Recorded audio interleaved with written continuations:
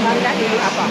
Makanya tadi dari awal saya mengatakan bahwa ini proses bisnis, ini negosiasi. Bagaimanapun negosiasi itu adalah ada dua pihak, ya, antara satu pihak dengan pihak yang lain. Nah, satu pihak, kedua pihak itu punya posisi tawar bahwa kalau saya membuat sesuatu, maka kau harus membayar sesuatu. Itulah makanya disebut bisnis. Gitu. Pak, tadi ada kesan jaksa ingin mengarahkan ke arah pemerasan terus, Pak. Betul. Arah ke situ, Pak. Sangat terasa. Tetapi mereka tidak berhasil. Tidak berhasil menurut saya, mereka tidak punya peluang untuk itu. Tidak punya peluang untuk mengatakan ini pemerasan, ini pemaksaan, ini kekerasan, tidak. Jadi dari percakapan itu saya melihat itu betul-betul wajar. Betul-betul wajar antara dua pihak. Jadi ada kata misalnya oke sih gitu atau aman, terkendali. Lalu dari pihak dokter desanya itu juga kata-kata yang dia buat itu benar-benar kata-kata yang bernada negosiasi. Jadi dia katakan dari pihak Mailnya berapa gitu. Jadi Mail mengatakan dokter menawar berapa. Nah, ketika yang menyebut angka 4 itu bukan Mail, tetapi dokter Reza, berarti dia menyanggupi untuk minta tolongnya itu. Begitu. Artinya nggak ada unsur pemerasan apa gimana sih, Pak? Ini mau mau makan apa anjing kalau sekian M? Itu ungkapan spontan seseorang. Ya itu kalimat biasa saja, itu ungkapan spontan. Bukan sesuatu yang sangat gitu. Jadi kita lihat latar belakang Niki itu orang yang berbicara apa adanya dan dia itu disukai oleh banyak orang. Dia tidak sembunyi-sembunyi. Jadi begitu. Pak, ini murni urusan bisnis apa gimana, Pak? Iya, betul-betul bisnis sebenarnya antara dua orang. Gitu ya, antara pihak Nikita diwakili oleh Mail. Ya kalau dalam konteks bahasa saya melihat antara Mail dengan Nikita. Gitu. Lalu memang Nikita dan Mail itu ada hubungan di antara mereka. Berarti nggak ada unsur pemerasannya, Pak? Apa gimana sih, Pak? Iya, negosiasi bisnis. Berarti nggak ada unsur pemerasan dari TPPU-nya? Sama sekali tidak ada. Tadi di sidang saya katakan tidak ada. Ya, tidak ditemukan. Pak, TPPU-nya terlalu jauh nggak, Pak? Ya? Kalau disebut nama TPPU-nya terlalu jauh nggak? Ya, kesimpulannya terlalu jauh. Jadi mereka hanya melihat bahwa ada kata-kata dari Mail misalnya akan hancur dokter Reza begini-begini. Itu kan asumsi saja, belum tentu toh. Dia isu asumsi yang disampaikan untuk menguat negosiasinya.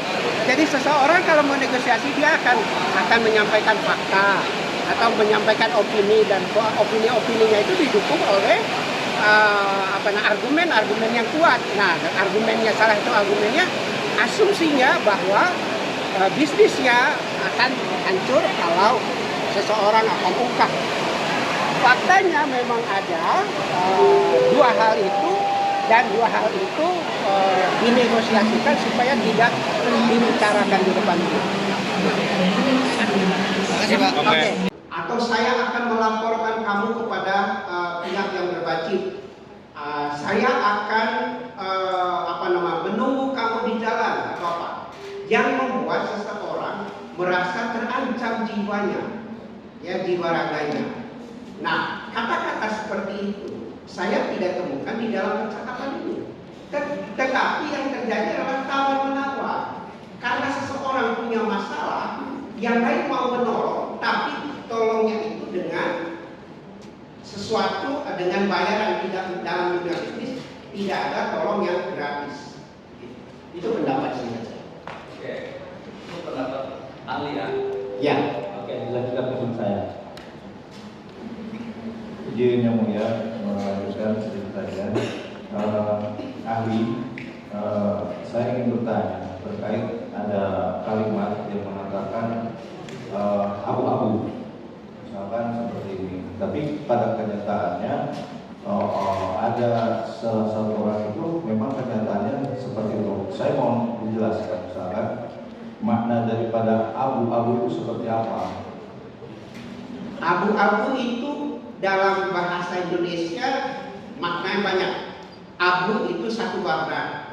Ketika diulang menjadi abu-abu berarti tidak benar-benar abu. Nah, dalam konteks pembicaraan sosial, abu-abu itu maknanya juga bisa tidak jelas, belum pasti, ya masih abu-abu. Jadi misalnya mengenai apakah Indonesia akan apakah gaji PNS akan naik, seseorang bisa mengatakan ini masih abu-abu, ya jadi belum pasti, sesuatu yang belum pasti dalam konteks itu.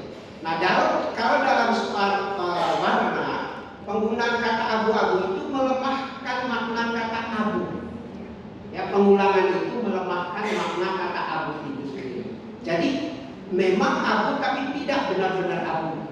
Warna seperti itu. Apabila dikaitkan dengan seseorang, Ya. apakah bisa dikatakan akan merusak nama seseorang atau bagaimana menurut Anda?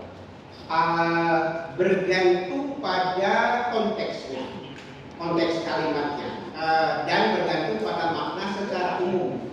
Ya, apakah masyarakat Indonesia mengatakan warna abu-abu itu sesuatu yang tidak baik? Saya kira tidak. Dalam konteks banyak baju yang berwarna abu-abu, ya, banyak pakaian, celana dan lain warna abu-abu. Banyak orang yang mencintai warna abu-abu. Oke, Jadi tidak negatif. Baik, kembali kepada yang lain.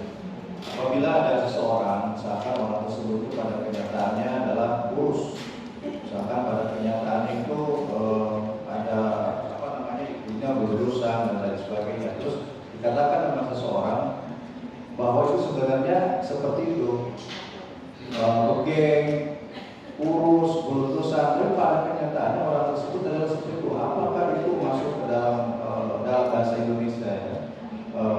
Sebuah pencemaran, bagaimana menurut Anda?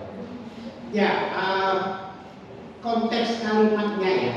Di sini konteks kalimatnya. Apakah tujuannya itu, tujuan situ bicara mengatakan itu sesuatu untuk menghina atau hanya menyampaikan fakta?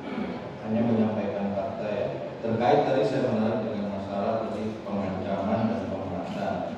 Dari sekian banyak tadi dijelaskan oleh rekan saya, termasuk dari beberapa yang sudah kami berikan terkait BAP yang sudah diberikan, menurut ahli sendiri, apakah bahasa yang digunakan oleh terdakwa sendiri dapat dikategorikan sebagai tindakan pemerasan atau pengancaman atau pencemaran nama baik menurut teori linguistik forensik?